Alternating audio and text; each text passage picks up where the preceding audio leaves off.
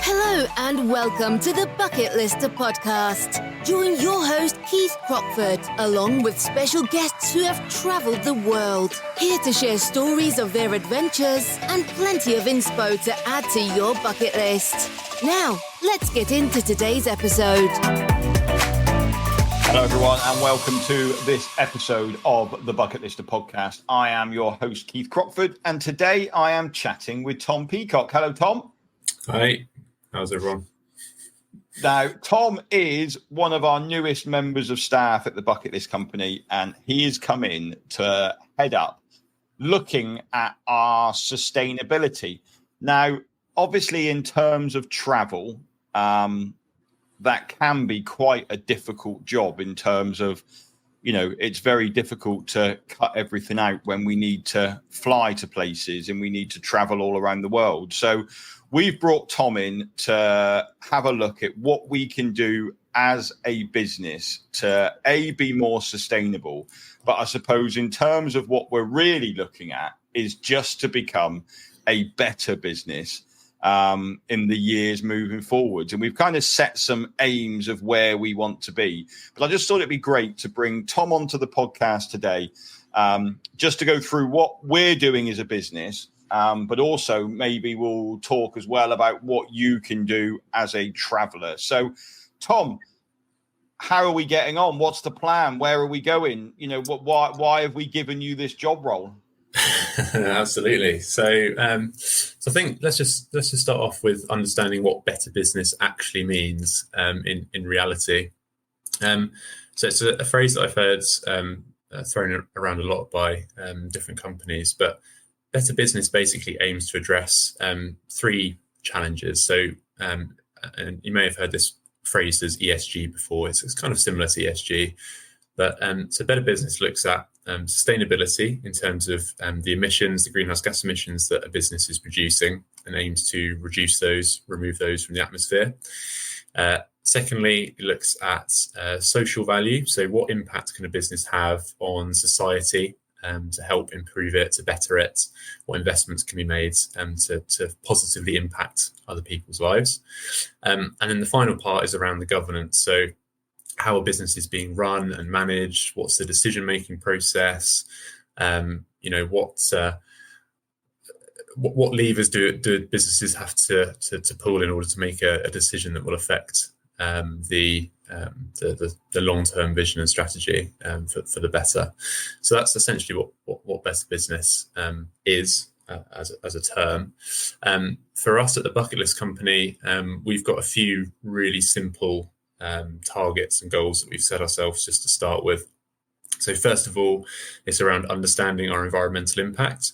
So what are our emissions across scope 1, scope 2 and scope 3 emission types. And for those people who are listening that might not know that, what are scope 1, 2 and 3?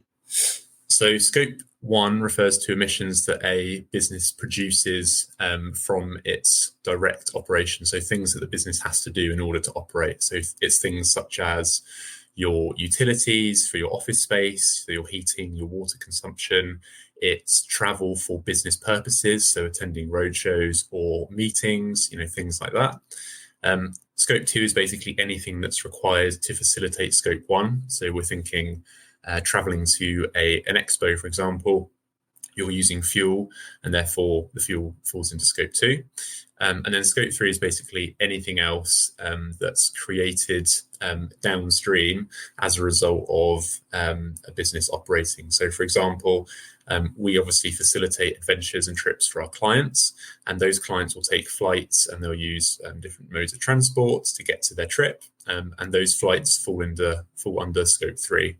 So that's kind of how that's spread across the different scopes in terms of emissions.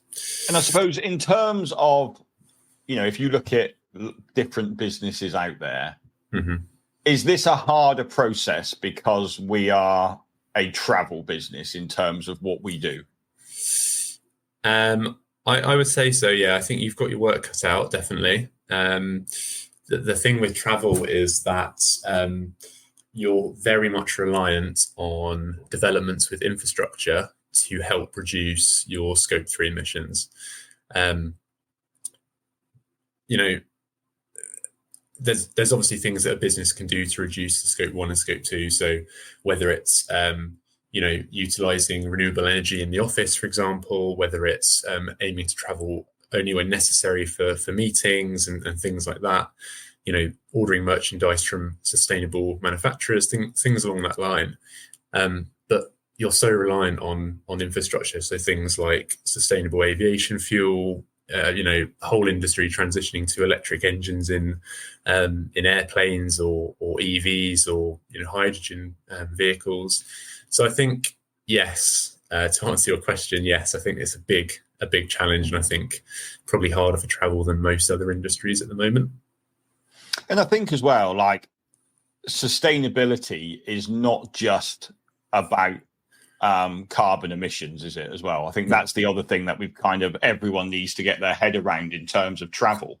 Mm-hmm. Like, obviously, being a better business and looking at sustainability, it's looking at a lot of the destinations that we visit, the impact that we have when we get there. Now, a lot of those places, like if you think of an Everest Base Camp trek, for example, mm-hmm. like that whole trail relies on tourism. So in terms of saying, well, we'll just reduce our impact and not go, well, that would have a much bigger impact than by not going in the first instance. Absolutely, yeah. And that's something, I guess, quite special about travel companies, is that you're going to these destinations, you have the ability to direct some of your clients' spending in those local areas to help improve the lives of local people, local communities, but also as a business as well. You're seeing these people firsthand. You're seeing the difference that such things that we take for granted every day might have a massive impact on their life, and that's something that, as a business, we have the ability to give them, which I think, is something really powerful, and that every business should be looking at doing. So the goals that when you came on board, we sat down and looked at 5 things that we wanted to achieve within 2024. And the first one you've explained there, which was understanding our environmental impact, mm-hmm.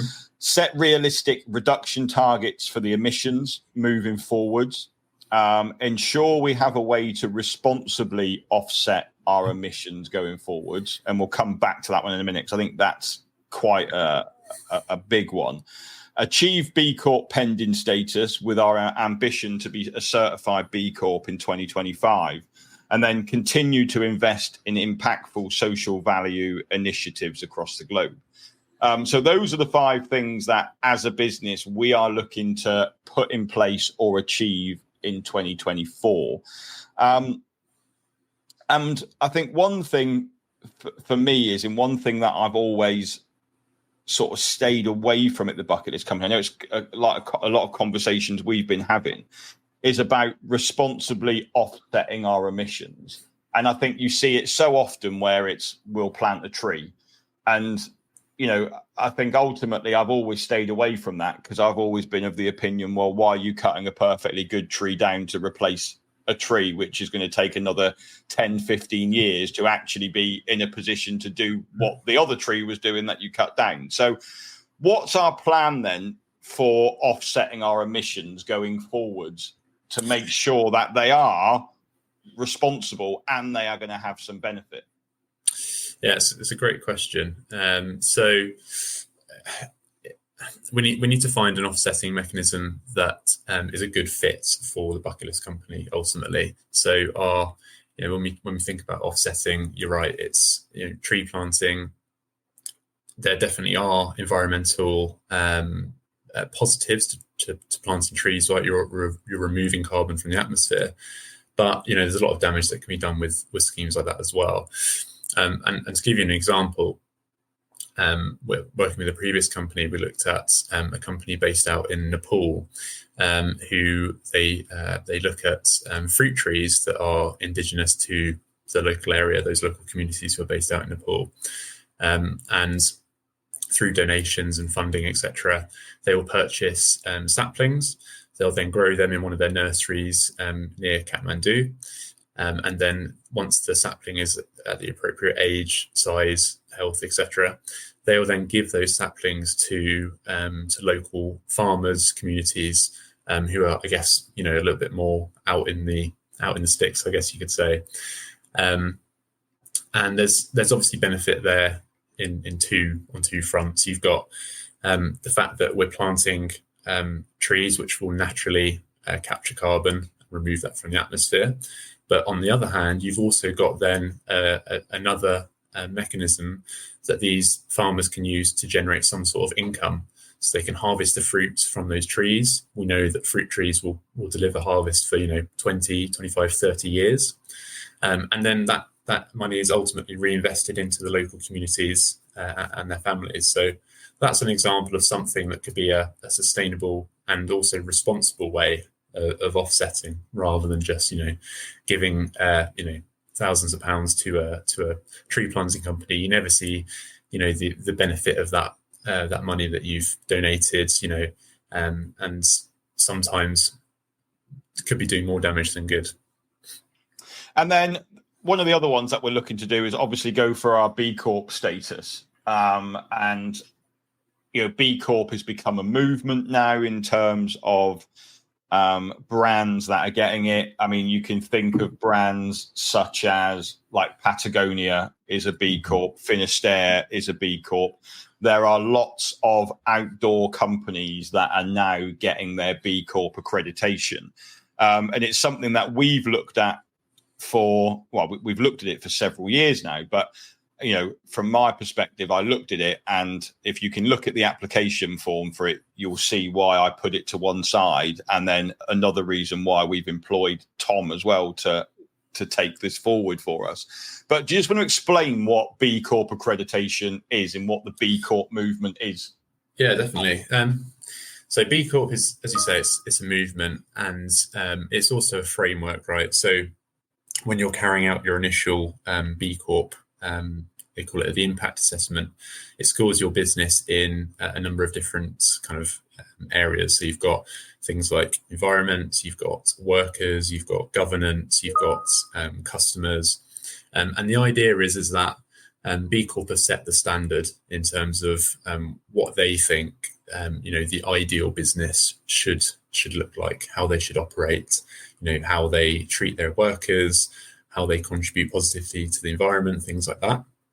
And a lot of companies and indeed a lot of consumers view B Corp companies as, we know they've got the B Corp stamp, and therefore we know that they are responsible, we know that they're ethical, and we know that they are striving to have a positive impact on both the planet, but also the people who live here as well.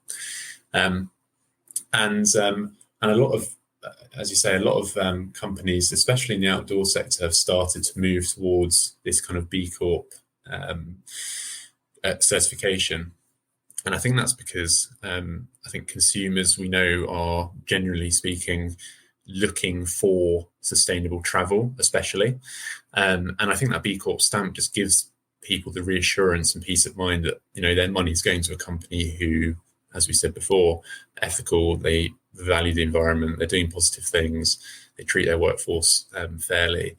So yeah, I think it's a positive thing, and it's growing traction fast. B Corp communities, it's hundreds of companies now. And actually, the UK is one of the large. I mean, it's a worldwide accreditation to start with, but the UK are really pioneering this, and the UK actually has. Is it they've got the largest number of B Corp companies? They do indeed, yeah. So it is happening for that, and I think the thing that I love about it so much is the process you have to go through. Mm-hmm. It's not a case of paying a load of money and getting a stamp to say you've got this, which I see so many other accreditations out there that businesses can get to say that, you're doing this for the environment, or you're sustainable, or you pay some money, you sign a Google document to say you agree by their processes, and that's pretty much it. And you get the badge on your website, and, it's not there, it doesn't really mean anything. But I think the B Corp one certainly does mean something moving forwards. Yeah, no, I completely agree. And even from my perspective as well, when I'm shopping or wherever it is on the high street, and I see that B Corp symbol on a shop front or a product or anything like that, I will immediately look more closely at it. I'll show an interest in it because I know that it's being produced by a company who's met the standards that B Corp set. So there's your case in point, really, I guess, for how. Well, I think it's exactly the same. I mean, I've literally just had my birthday, and I remember after Christmas, I was talking to my wife, and I said that I want to. In the outdoors, we all have so many jackets. We all have so many outdoor clothing. Like, you just buy things all the time. And my wardrobe is packed full of, travel outdoor clothing. And I kind of made the decision that I wanted, like, my wardrobe to almost be a B Corp wardrobe, in the sense of that it has come from brand. Now, don't get me wrong, I'm not throwing all my clothes out and buying B Corp clothes, because that would be completely going against everything. But moving forward, and I did need a new down jacket, and for my birthday, I did receive a new Finisterre down jacket from my wife with the B Corp logo on it.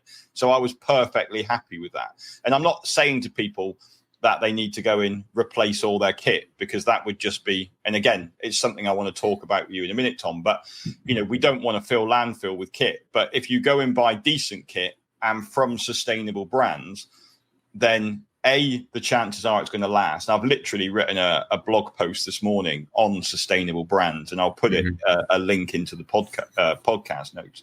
But, businesses like Patagonia, people tend to shy away from Patagonia because they think Patagonia is expensive. And if you look at other brands, Patagonia is expensive. But when you actually look at the guarantee that you have with Patagonia, like, that garment is going to outlast anything else you buy, because if it breaks, they will repair it and they will send it back to you, or they will send you a new one and they will recycle the old one. So sometimes it's not a case of, that £300 jacket, I could get one for £200. It's actually, I'll buy that £300 jacket and it's going to last me 10 years. And I was speaking to a friend of mine the other day who's our technical advisor, and he's got a Patagonia wetsuit, and it was 10 years old, and then the zip broke. So he sent it back to Patagonia. And now, bear in mind, this person works in the outdoors all the time. So this wetsuit has been hammered. It still lasted him 10 years. He sent it back, and then they sent him a new one. And like he said, yes, the wetsuit cost me £350 when I bought it 10 years ago, but that's now going to have lasted me 20 years by the time I, need to buy another one.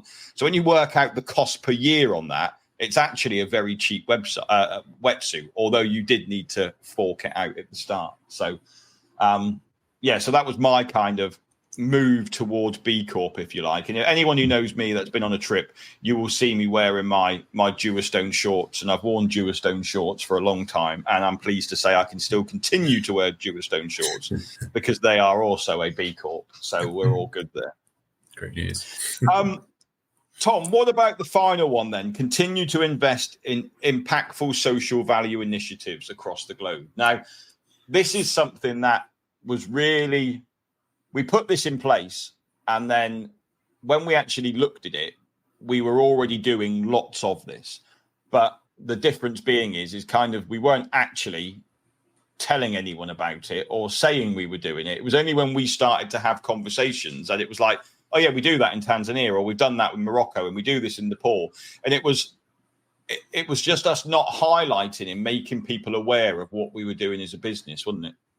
Yeah, very much so. I think, as you said, we had a number of initiatives that were ongoing, before we had initial conversations. And I think sometimes that's almost half the challenge with businesses. They might well be doing things that are beneficial from a social value perspective. But being able to talk about them and shout about them is often the hard part, right?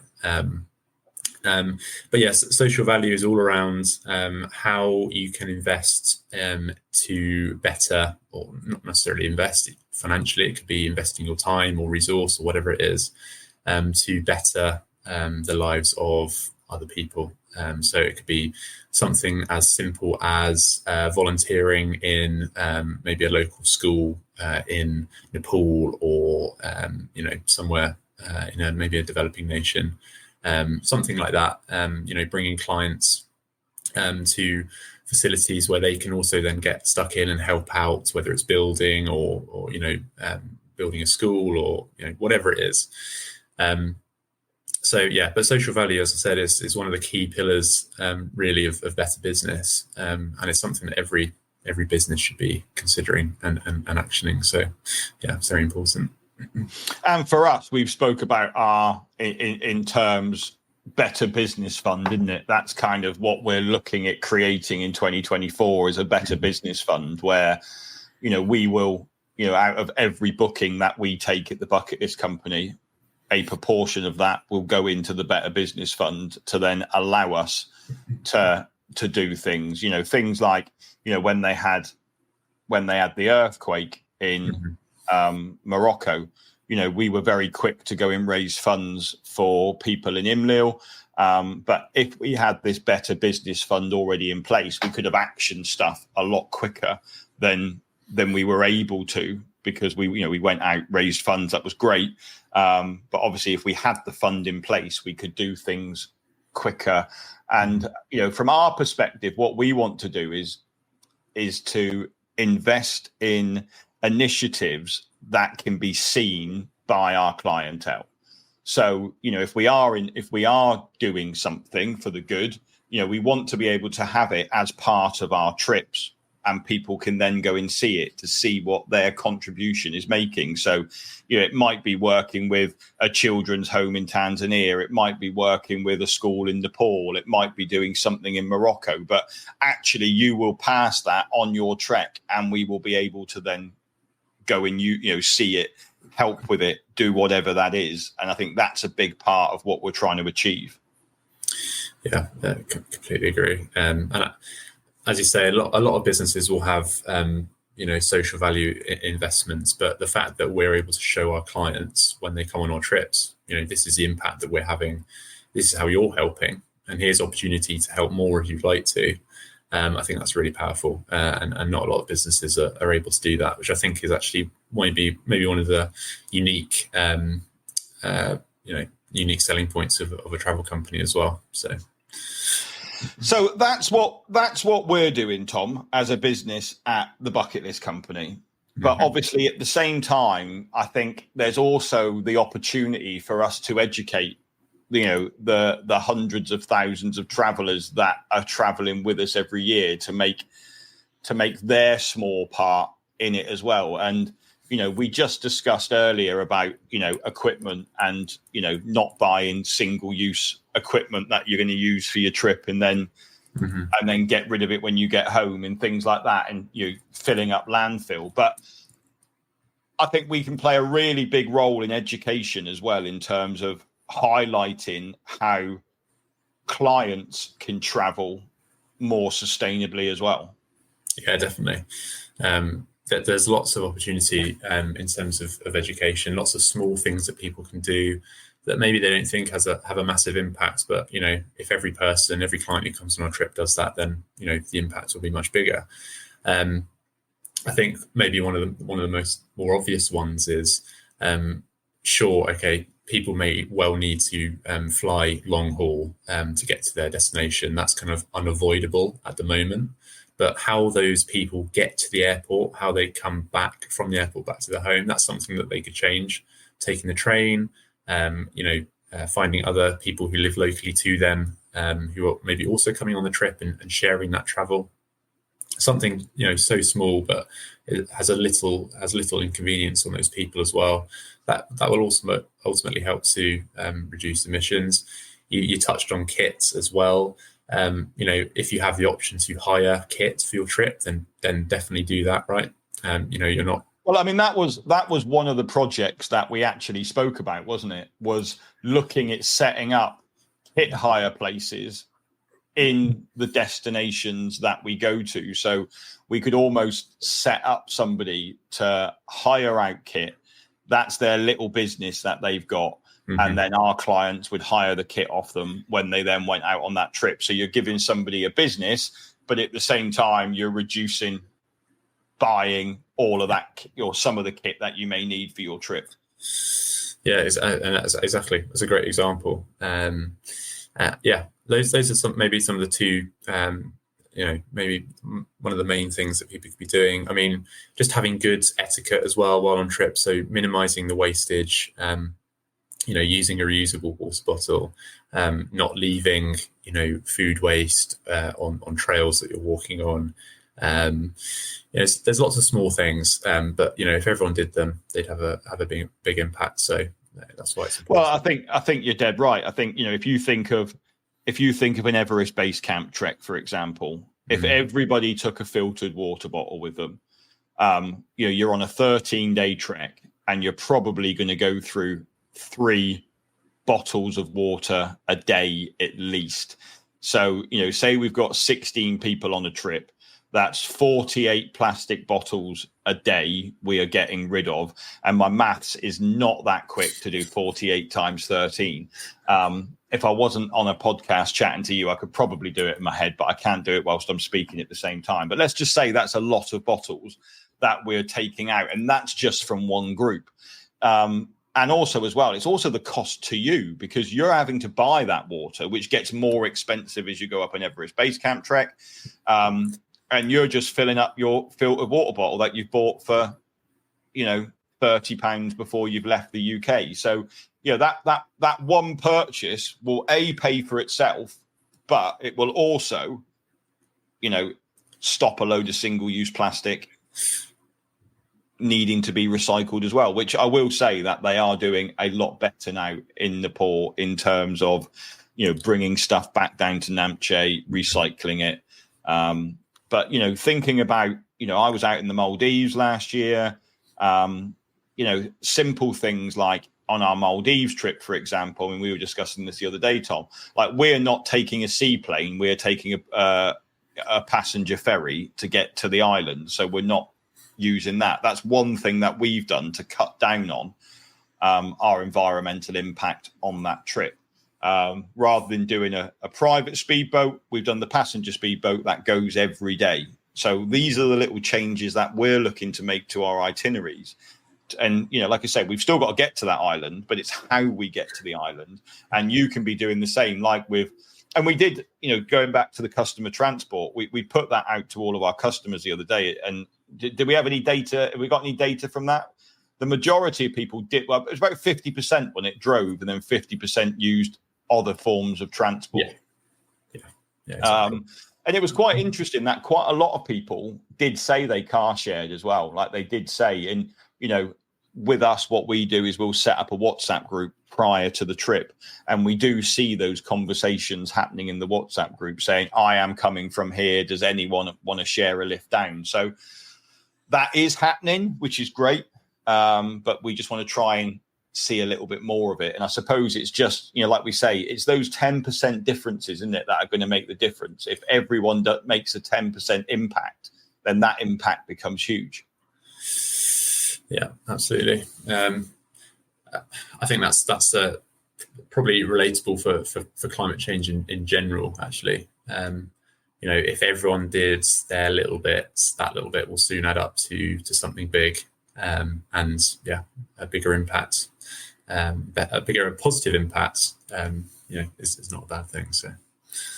Yeah, I mean, I think it's it's really easy things, isn't it? Like, what shampoo you're taking with you, filling it up into a reusable bottle before you go, not having loads of stuff that's wrapped in plastic that when you get there, you open it all up and leave it in that country.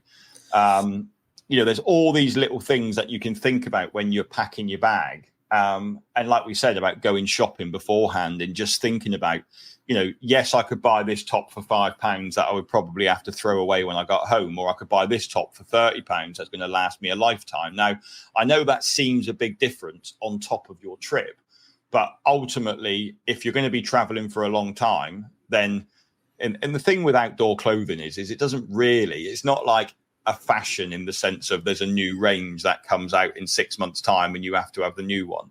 Like I've got jackets, I've got,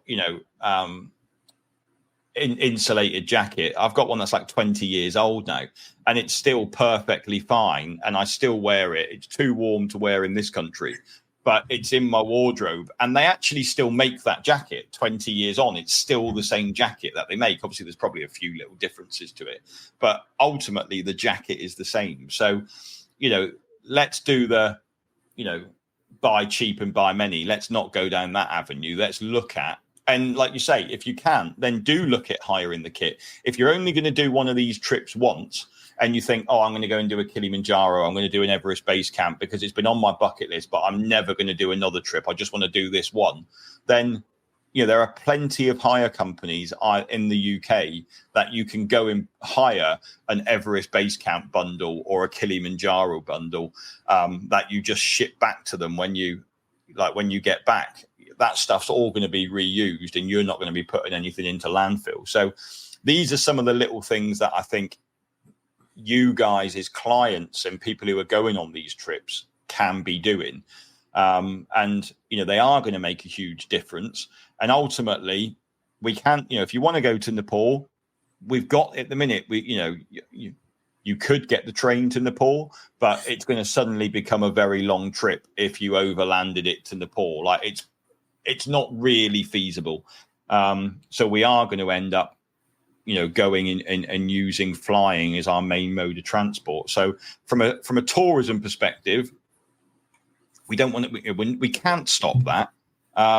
And we still need to continue that, but it's just thinking about all the other things that are going to make the big difference. I suppose that's the big thing with travel, isn't it, Tom? Yeah, I think so. And it's interesting you say that, getting a train to Nepal would be, extremely long, of course, but, I think what we're starting to see in Europe a lot more now, definitely throughout the winter season, is better connections for train routes. We've seen specific train routes that open purely just for ski resorts just this winter gone, which I think is a great advancement in the services that are available to travellers and skiers.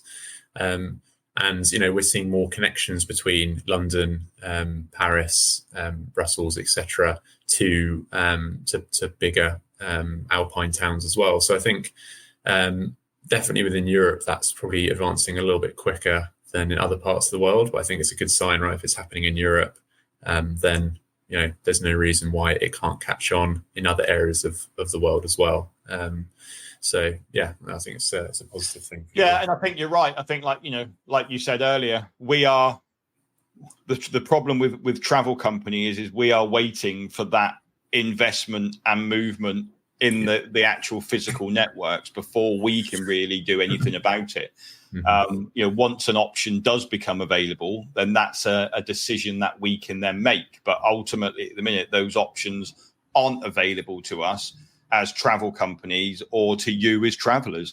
But as things advance, it's going to open up more opportunities, I think. Yeah.